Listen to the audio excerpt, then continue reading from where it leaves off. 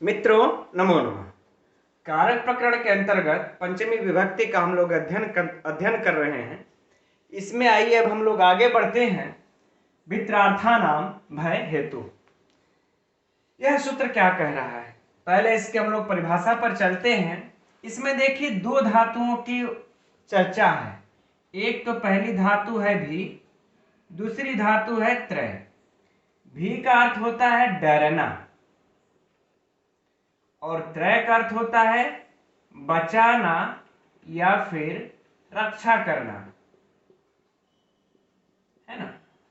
तो अब करें, ये दोनों धातुएं और इनके समान अर्थ वाली और जितने भी धातुएं होंगी, ये भी का जो अर्थ है और त्रय का जो अर्थ है, ये दोनों, तो ये दोनों धातुएं तो होंगी ही, और इनके समान जितनी भी अन्य भी धातुएं होंगी जो इनके समान अर्थ देती हों, उन धातुओं के योग में जो भय हेतु, जो भय का हेतु हो, अर्थात जिससे उसको भय हो या जिससे उसकी रक्षा करना हो, उसी की अपादान संज्ञा होती है। तो यह क्या कर रहा है मित्रों? संज्ञा कर रहा है। तो यह कैसा सूत्र हो गया? संज्ञा सूत्र। कौन सी संज्ञा कर रहा है? अपादान संज्ञा कर रहा है। ठीक, उदाहरण में देते हैं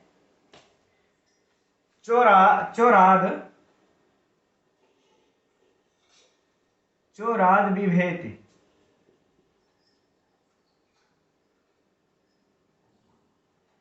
चोर से डरता है, चोर से डरता है। अब यहां पर मित्रों हम लोग सूत्र के अनुसार देखेंगे स्पष्ट हुआ या नहीं। बिभेति, इसमें कौन सी धातु है? भी धातु है। इसमें कौन सी धातु है? भी धातु, डरने अर्थ में। अब ये जो डर रहा है, अब मान लेते हैं हम, कोई भी होगा, सह चाहे वह देवदत्त वह, है ना। तो जो यह डर रहा है, इसके डरने का जो हेतु है, जो कारण है, वह कौन है? चोर है। वह कौन है? चोर है। वह चोर से डर रहा है। तो डरने का जो हेतु हुआ वह चोर हुआ। और यही कह रहा है कि भी धातु और इसके समान अर्थ वाली जो धातुएं होंगी, उसमें जो भय का हेतु होगा, उसी में उसी की अपादान संज्ञा होगी। तो अब यहां पर जो चौराद होगा, इसकी कौन सी संज्ञा हो जाएगी? अपादान संज्ञा। अपादान संज्ञा। अब इसमें मित्रों जो परीक्षा में होगा, दो ही प्रश्न पूछेगा। एक पहला, किस सूत्र से इसकी अपादान संज्ञा हुई, और दूसरा, किस सूत्र से इसमें पंचमी विभक्ति हुई। जो पंचमी विभक्ति इसमें हो रही है, वह किस सूत्र से हो रही है। तो अपादान संज्ञा, यह संज्ञा सूत्र है, जैसा कि हम लोगों ने भी पढ़ा। तो यह अपादान संज्ञा किस सूत्र से हुआ? इसका भित्रार्थानाम भय हेतु, है ना। और जो पंचमी विभक्ति होगी, जैसे ही अपादान संज्ञा यह सूत्र आकर के करेगा, वैसे ही अब अपादान पंचमी आकर के इसमें पंचमी विभक्ति कर देगी। तो अपादान पंचमी से इसमें पंचमी विभक्ति, और अपादान संज्ञा जो इसकी हो रही है, वो भित्रार्थानाम भय हेतु से हो रही है। ठीक है मित्रों, यह हो गया डरने का उदाहरण। अब इसी का एक और उदाहरण है कि चोराद त्रायते।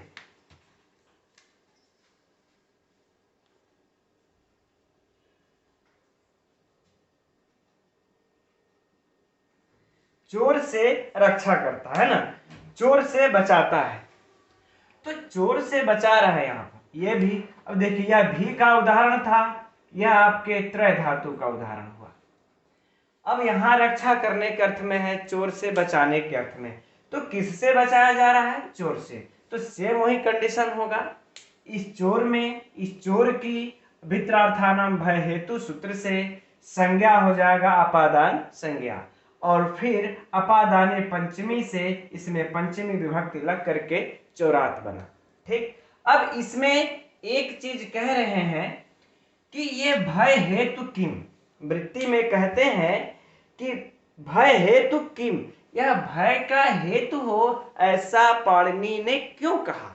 अगर ये नहीं कहते भय हेतु हो तो क्या समस्या आ जाती? तो उसके लिए कह रहे हैं कि अरण्य विभेति, अरण्य विभेति अर्थात क्या होगा? जंगल में डरता है, जंगल में डरता है।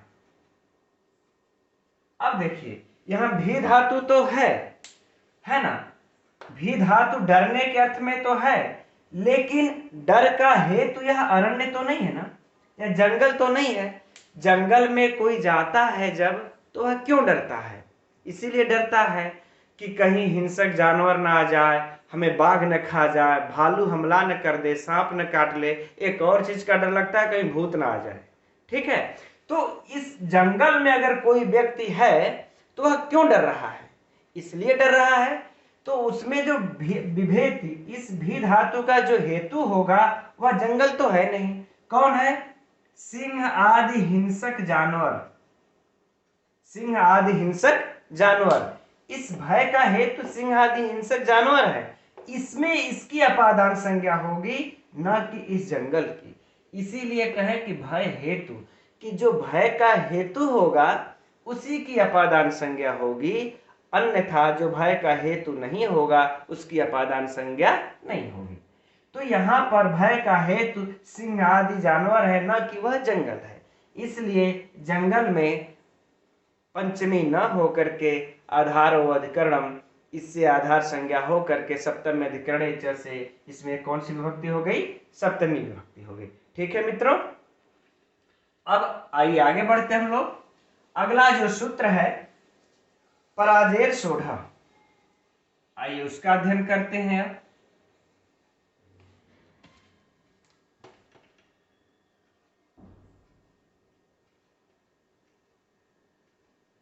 पराजेर सोढ़,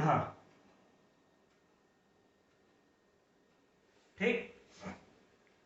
ये देखिए क्या कह रहा है, कह रहे हैं परा उपसर्ग पूर्वक, परा उपसर्ग से जब हमारी जी धातु, जी धातु हो जाए, अर्थात हार मानना। अर्थात इस जी धातु का क्या अर्थ होगा मित्रों? हार मानना, है ना। पराजयते, जब परा उपसर्ग से जब जी धातु लग जाएगी तो क्या अर्थ दे देगा? हार मानना, पराजयते। जब यह होगा, और क्या हो कह रहे हैं कि असोढ़, असह्य वस्तु, असोढ़ अर्थात असह्य, तो जो वस्तु असह्य होगी उसी की अपादान संज्ञा होगी। फिर से समझते हैं, परा उपसर्ग पूर्वक जब जी धातु होगा तो इसके योग में, इसके योग में कौन होगा? जो असह्य होगा। जो वस्तु असह्य होगी इसी असह्य वस्तु की ही उपादान संज्ञा होगी। आगे बातें समझ में। अब इसका हम लोग उदाहरण देखते हैं। अध्ययनात् पराजयते, अध्ययनात् पराजयते,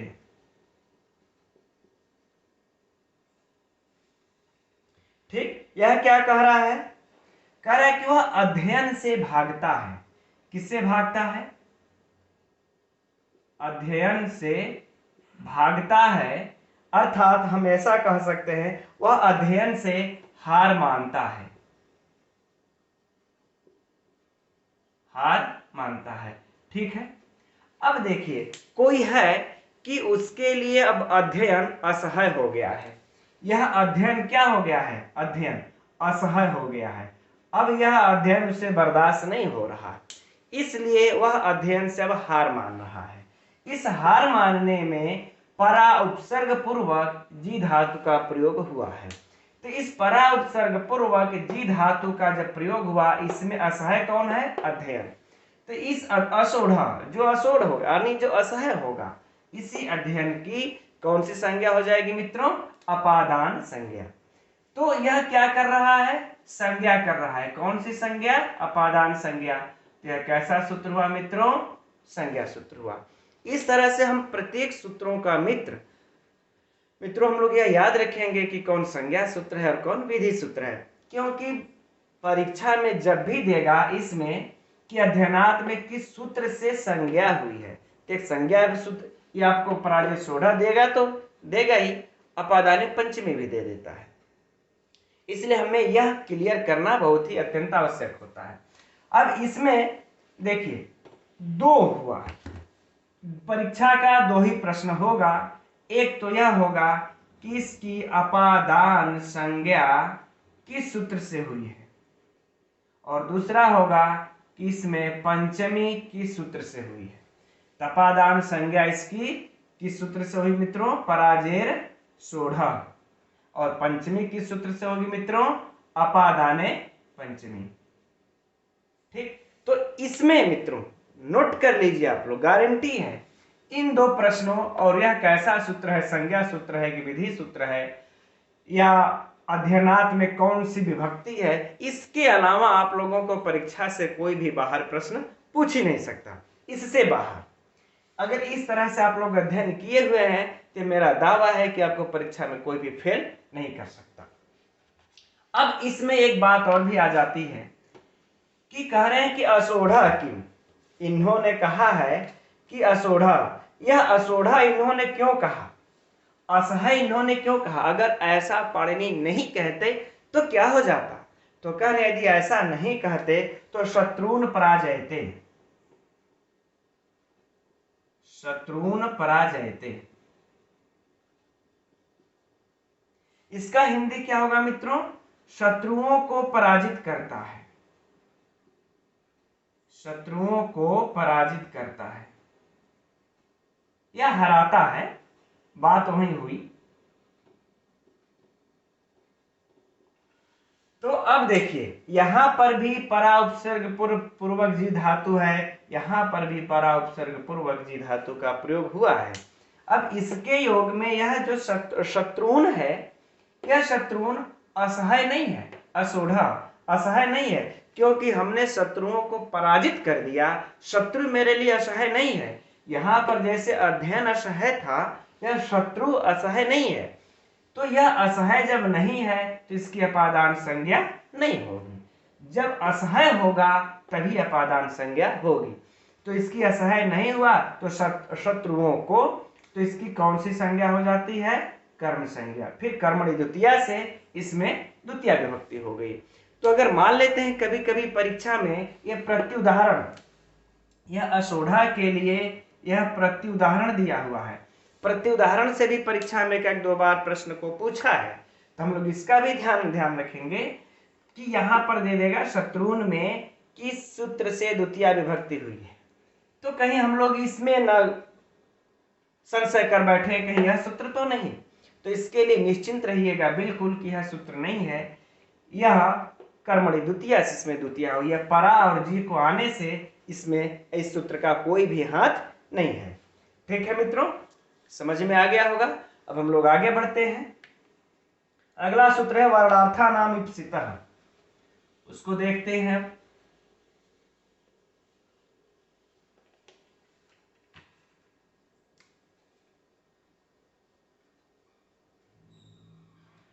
वर्णार्था नाम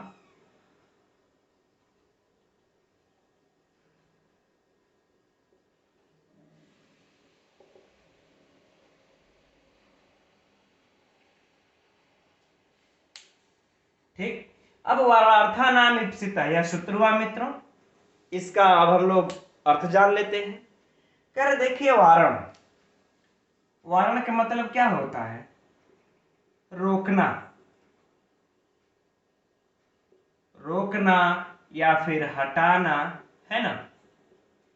तो कह रहे हैं कि वारण अर्थ में, और इस वर्णार्थानाम इसके समान और भी, अर्थानाम इसके समान और भी जो भी कोई धातुएं होंगी, उन सभी धातुओं के योग में इप्सितः, जो इप्सित होगा, इन धातुओं का योग होगा। और इसके बाद कह रहे हैं कि जो इप्सित होगा उसी की अपादान संज्ञा होगी। याद रखिएगा मित्रों, ये धातुओं का योग दो ही कंडीशन रखते हैं। पहला कंडीशन वारण धातु हो। दूसरा कंडीशन कि उसके जो इप्सित होगा उसकी अपादान संज्ञा होगी। अब आइए इसके उदाहरण में देखते हैं। कहते हैं यवेभ्यो गाम वारयति, यवेभ्यो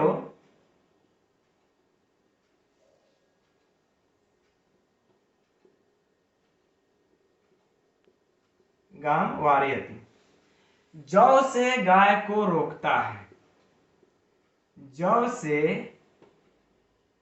गाय को रोकता है। ठीक, मान लेते हैं किसी का जौ का खेत है, ठीक, अब उसमें गाय घुस गई, तो गाय घुस गई तो गाय उस जौ को न खाने पाए, इसलिए अब गाय को हटा रहा है, रोक रहा है।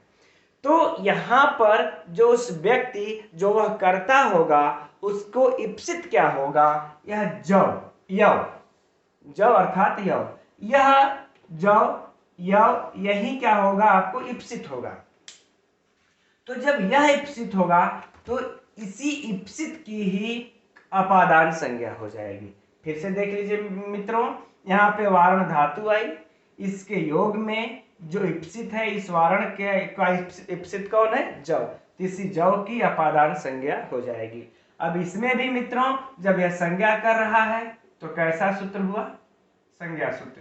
अभी तक याद रखिएगा मित्रों, हम लोगों ने पंचमी का जो प्रारंभ किया है सब में बस एक ही ऐसा विधि सूत्र है अपादाने पंचमी, कि जो आपको पंचमी विभक्ति कर रही है, बाकी सबके सब क्या कर रही है, वो संज्ञा सूत्र कर रही है। ठीक है, तो यह भी क्या हुआ, इसकी संज्ञा। अब इसके अभी दो प्रश्न बनेंगे, एक तो इसकी अपादान संज्ञा किस सूत्र से हुई, और दूसरा इसमें पंचमी विभक्ति किस सूत्र से हुई। अपादान संज्ञा वालार्थानाम इप्सितः, ये सूत्र से होगा मित्रों, और पंचमी विभक्ति इसकी अपादाने पंचमी से हो जाएगा। ठीक है मित्रों, अब इसमें भी अब आप लोगों को परीक्षा में यह दो प्रश्न तो महत्वपूर्ण हुए, और एक प्रश्न इससे पूछ सकता है सूत्र से कि यह संज्ञा सूत्र है, इसमें से छांटिए। कभी ऐसा प्रश्न दे दिया परीक्षा में, 4 सूत्र दे दिया और प्रश्न आएगा इसमें से कौन संज्ञा सूत्र है। तो जब तक से हम हर सूत्रों का विधिवत अध्ययन नहीं किए रहेंगे, कौन संज्ञा सूत्र है, कौन विधि सूत्र है, कौन परिभाषा, कौन अधिकार, तो कैसे छांट पाएंगे। ठीक है मित्रों, अब इसमें एक चीज आया है, इप्सितः, इप्सितः किम, अगर यह इप्सित नहीं कहते तो क्या समस्या हो जाती। कह रहे इप्सितः इसलिए इनको कहना पड़ा कि यवेभ्यो गाम वारयति क्षेत्रे, यवेभ्यो गाम वारयति क्षेत्रे। ठीक है, कि गांव, अब क्या इसका हिंदी हो रहा है कि खेत में गाय को जौ से हटाता है ना, खेत में गाय को जौ से हटाता है। अब देखिए मित्रों, अब यहां पर इप्सित कौन है, खेत या जौ, इप्सित कौन है, वारण का तो प्रयोग हुआ है, वारण धातु का, लेकिन इस धातु के प्रयोग में कर्ता को इप्सित क्या होगा, जौ इप्सित होगा। खेत तो इप्सित है नहीं, वो खेत में गाय को जौ से हटा रहा है ना, तो खेत इप्सित नहीं है।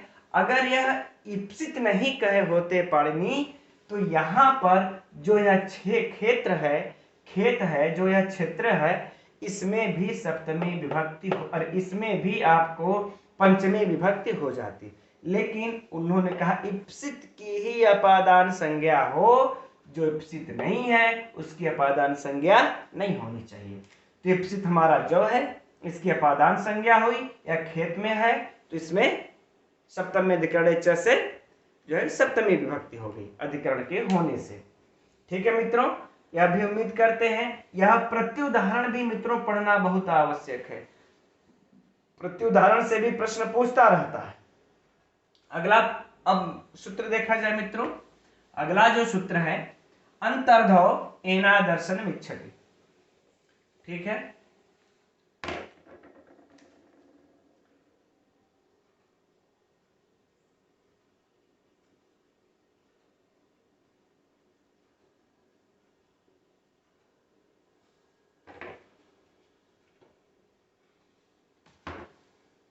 एना दर्शन मिच्छति, है ना। अब पहले इसके अर्थ को जानते हैं। अंतर्धव, अंतर्धव का अर्थ ही होता है मित्रों की छिपना। इसका अर्थ क्या होता है? छिपना। एनाम, जिससे, एनाम का मतलब कि जिससे छिपना चाहता है, ठीक। और अदर्शन, अदर्शन माने अदर्शन की, नहीं दिखने की इच्छा करता है, ठीक है। तो वह जिससे छिपना चाहता है उसी की अपादान संज्ञा होगी, ठीक है मित्रों। फिर से इसको समझ लीजिए। अंतर्धव अर्थात कोई ओट हो, कोई व्यवधान हो या छिपना, हम इसको व्यवधान भी कह सकते हैं, या कोई ओट में हो गया। तो जिस एनम, जिससे वह व्यवधान अर्थात ओट में खड़ा हो गया, अदर्शनम इच्छति, अदर्शन की इच्छा करता है, अर्थात अपने आप को नहीं दिखाने की इच्छा करता है ना, कि हम छुप जाएं। तो वह किससे छुपना चाहता है? तो वह जिससे छुपना चाहता होगा, एनाम, उसी की अपादान संज्ञा होगी। सिंपल सा है मित्रों, उसी की अपादान संज्ञा होगी। जैसे मातुः, मैं अलग अलग कर देता हूं, मातुर निलीते होता है, लेकिन मैं मातुः षष्ठी जानने के लिए अलग अलग हम कर दे रहे हैं। मातुः निलीयते कृष्ण, है ना। कह रहे हैं कि वह माता से निलीयते छिपता है। कौन? कृष्ण। कौन? कृष्ण। अब देखिए, कृष्ण मान लेते जान ही रहे हैं, कोई ना कोई वह उदंडता पूर्वक कार्य करते ही रहते थे, कोई उदंडता कर बैठे हैं। अब वह उनकी माता आ गई तो माता से वह छिपना चाह रहे, कोई ओट लिए और उसके ओट के पीछे खड़े होकर के छिप गए। तो यहाँ पर यह अंतर्धव, व्यवधान हो रहा है, छिप रहे हैं ओट से, ओट में। अब यह कृष्ण किससे छिपना चाह रहे हैं? माता से। इसी माता की अपादान संज्ञा होगी। तो यह भी संज्ञा किया मित्रों, तो कौन सा हुआ, कैसा सूत्र हुआ? संज्ञा सूत्र। किसकी संज्ञा करता है? अपादान संज्ञा करता है। कौन सी संज्ञा? अपादान संज्ञा। तो इस माता की कौन संज्ञा हो जाएगी मित्रों? अपादान संज्ञा। यह अपादान संज्ञा किस सूत्र से होगी? अंतर्धव एना दर्शन मिच्छति, है ना। अंतर्धव एना दर्शन मिच्छति से इसमें भी होगी।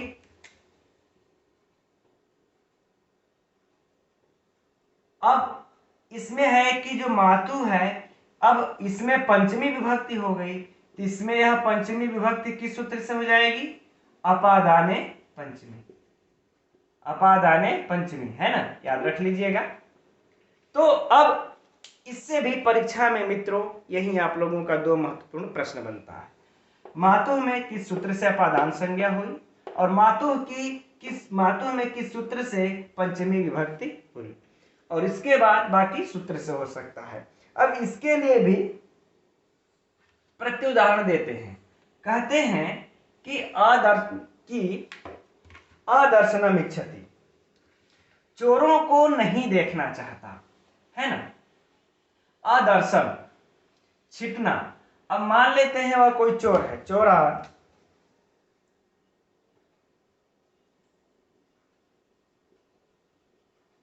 चौरान दिदृक्षते, ठीक। अब चोरों को नहीं देखना चाहता, इसकी हिंदी हम लोग कर लेते हैं, चोरों को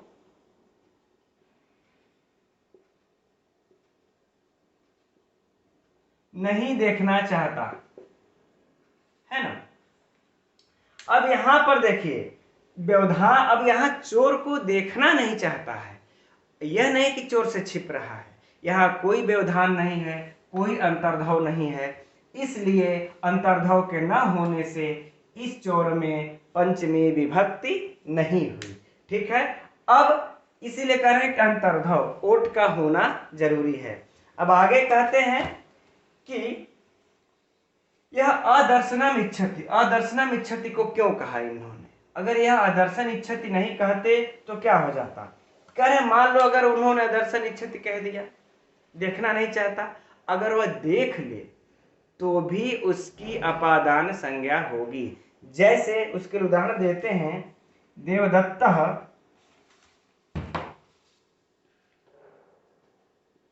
देवदत्तात, पंचमी हो जाएगी, देवदत्तात यज्ञदत्तो निलीयते।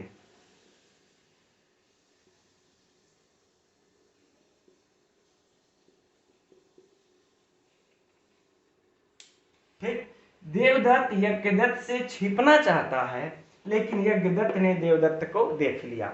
तो अगर यह अदर्शनम इच्छति नहीं कहते तो छिपने की इच्छा करता है, तो इसने तो छिपने की इच्छा किया ना देवदत्त ने। अगर यह देख लिया तो इसकी अपादान संज्ञा नहीं होती। इसीलिए इन्होंने कहा कि अदर्शनम इच्छति, कि जिसकी अदर्शन की इच्छा है उसकी अपादान संज्ञा होगी, चाहे वह भले ही उसके द्वारा, जो जिससे छिपना चाहता है उसके द्वारा वह भले भी देख लिया जाए, इससे कोई भी फर्क पड़ने वाला नहीं है। इसलिए मित्रों यहां पर यह दो बातें कहते हैं। एक तो कहते हैं अंतर्धव किम, अंतर्धव का यह उदाहरण रहा। प्रत्युदाहरण में यह दोनों उदाहरण हमें मिलते हैं। यह दोनों उदाहरण जो है प्रत्युदाहरण के ही हैं। एक प्रत्युदाहरण आपका अंतर्धव से है और दूसरा प्रत्युदाहरण देवदत्तात वाला अदर्शनम इच्छति है। अंतर्धव का ये, अदर्शनम इच्छति का देवदत्तात यज्ञदत्तो लिए थे। ठीक है मित्रों, उम्मीद करते हैं आप लोगों के समझ में आ गया होगा। लेकिन मुझे संतुष्टि नहीं हो रही है, एक बार मैं फिर से इसको संक्षेप में दोहरा देता हूं। अंतर्धव को मैंने पहले ही कहा कि ओट में छिपना, ठीक है। तो चोर को देखना नहीं चाहता, इसमें ओट में छिपने वाली जैसी कोई बात नहीं है, तो इसलिए चोर की अपादान संज्ञा नहीं हुई। और इसमें क्या कहा, अदर्शनम इच्छति, वह देखना नहीं चाहता, फिर भी यदि देख लिया जाता है तो भी उसकी अपादान संज्ञा हो जाएगी। ठीक है मित्रों, अब हम लोग आगे बढ़ते हैं। आख्यात उपयोगी, इस सूत्र के तरफ चलते हैं।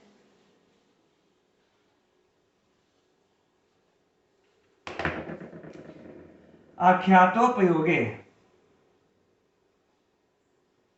आख्यातोपयोगे, यह क्या कह रहा है, यह कैसा सूत्र है? देखिए इसमें है, एक तो है देखिए आख्यात, हम दो शब्दों को हम लोग पहले पकड़ लें, एक है आख्यात, दूसरा है उपयोगे। इन दो शब्दों का पहले अर्थ जान लेते हैं। आख्यात का मतलब होता है व्याख्याता, है ना, व्याख्याता अर्थात उपाध्याय, अर्थात जिससे हम विद्या ग्रहण करते हैं, ठीक है, उपाध्याय।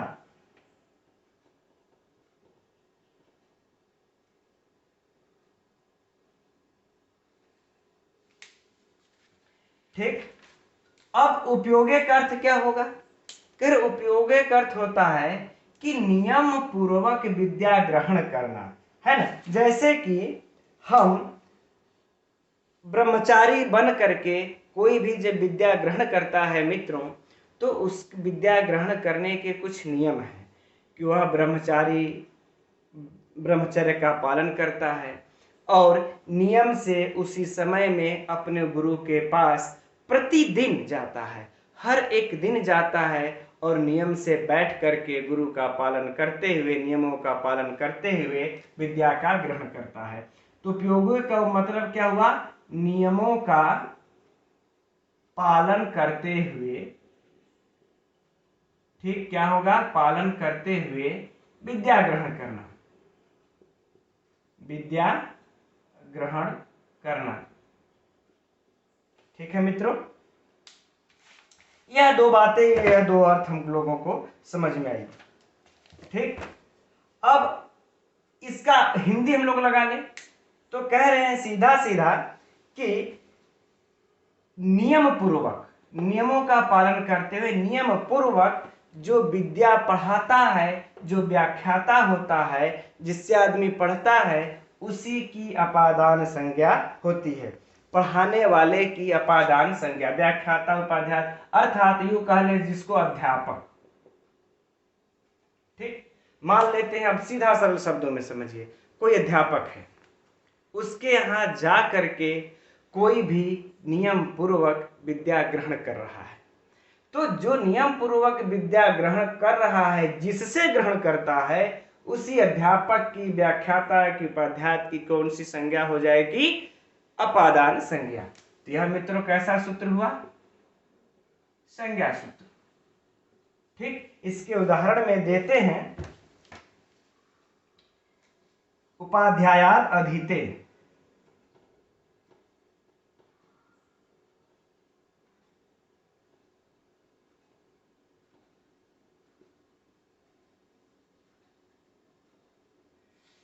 ठीक, अर्थात गुरु से पढ़ता है। अई उपाध्याय वह जिससे पढ़ रहा है, किससे पढ़ रहा है? उपाध्याय से पढ़ रहा है। तो ये जो उपाध्याय से पढ़ रहा है, इसी उपाध्याय की उपादान संज्ञा होगी। इनकी उपादान संज्ञा किस सूत्रों से होगी मित्रों? आख्यात उपयोगे से उपाध्याय की अपादान संज्ञा होगी। और इसमें किस सूत्र से पंचमी विभक्ति हो जाएगी मित्रों? तो यह जो होगी अपादाने पंचमी से, अपादाने पंचमी से, इसमें पंचमी। और उपादान संज्ञा किस सूत्र से हो जाएगी? तो इसी आख्यात उपयोगे से। ठीक मित्रों, यह दो प्रश्न आप लोगों को महत्वपूर्ण है इससे। ठीक, और बाकी यह, अब इसमें कह रहे हैं कि यह उपयोगे नहीं कहते तो क्या होता? उपयोगे किम, इन्होंने उपयोगे क्यों कहा? तो इसके लिए कहते हैं कि नटस्य गाथाम शृणोति।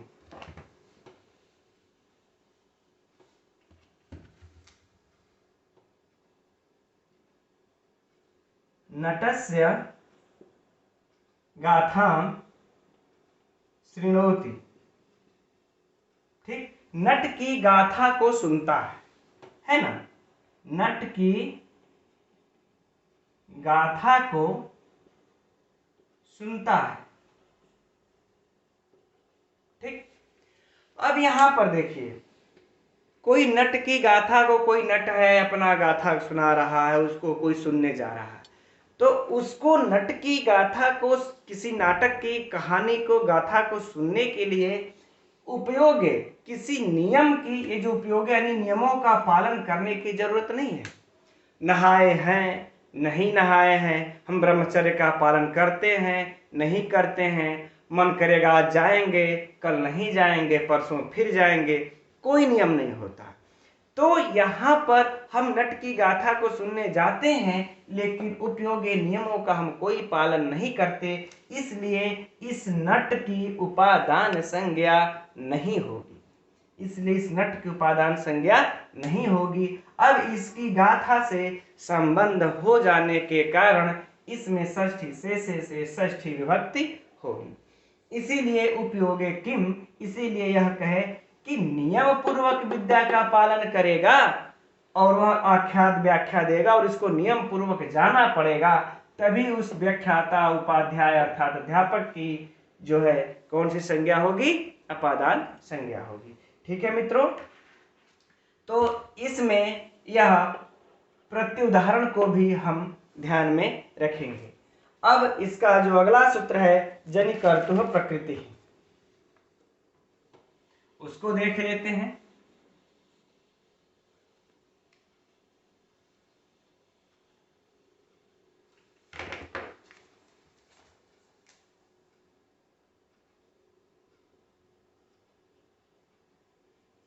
जनिकर्तुः प्रकृति। अब यह सूत्र क्या कह रहा है मित्रों? यह देखिए, जनि मतलब जन धातु। क्या हुआ? जन धातु। जनि, यहां पर जनि का अर्थ ही होगा कि पैदा करना। जो जनि है, जनि का उत्तर है उत्पन्न करने। अब उत्पन्न करने, जन धातु का कर्तु माने कर्ता। यहां पर कर्तु का अर्थ क्या हो जाएगा? कर्ता। प्रकृति, यहाँ पर प्रकृति का जो हम हेतु लेंगे, प्रकृति का जो अर्थ लेंगे वह हो जाएगा हेतु, ठीक है। और यहाँ उत्पन्न, ठीक। तो हम सीधे सीधे इसका निकाल लेंगे हम कि उत्पन्न होने वाले, उत्पन्न या जन धातु के कर्ता का जो हेतु होगा, इसी हेतु की उपादान संज्ञा होगी, उपादान संज्ञा होगी। तो यह क्या किया मित्रों? संज्ञा। यह कैसा सूत्र हो गया? संज्ञा सूत्र। कौन सी संज्ञा करता है? उपादान संज्ञा। फिर से देखिए सूत्र के अनुसार इसके अर्थ को कि जन धातु के कर्ता का, और प्रकृति मतलब हेतु, हमने बता ही दिया प्रकृति का अर्थ क्या होगा? हेतु, इसे याद रखिएगा। तो जो जन धातु का कर्ता होगा उसकी हेतु में उसका जो हेतु होगा उसी की उपादान संज्ञा होगी, ठीक है। उदाहरण के लिए देते हैं ब्रह्मणः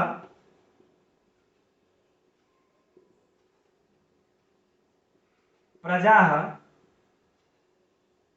प्रजायन्ते। अब देखिए यहां पर जन धातु है, यहां पर जन धातु है। यह जन धातु का, यह जन धातु रही, इसका कर्ता कौन है? प्रजा। यह क्या हुआ? कर्ता। अब यह कर्ता है तो यह उत्पन्न होने वाला जो ये कर्ता है, इसका हेतु कौन है? इसका कारण कौन है? करें कि ब्राह्मण, अरे ब्रह्मा से प्रजा उत्पन्न होती है, ब्रह्मा से प्रजा उत्पन्न होती है। तो हिंदी लिख लेते हैं। अच्छा, ब्रह्मा से प्रजा उत्पन्न होती है,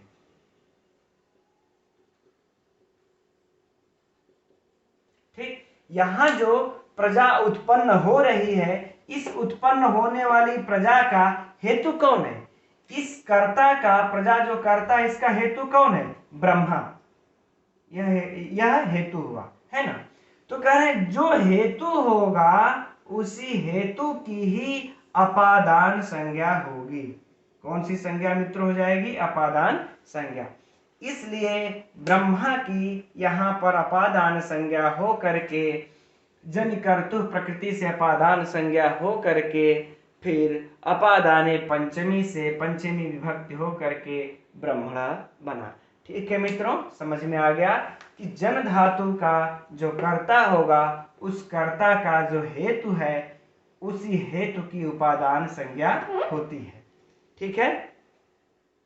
अपादान, अपादान संज्ञा होती है, ठीक है मित्रों। अब आज के लिए मित्रों इतना ही रहने देते हैं, कल फिर हम लोग इस सूत्र के आगे अध्ययन करेंगे। तब तक के लिए नमो नमः।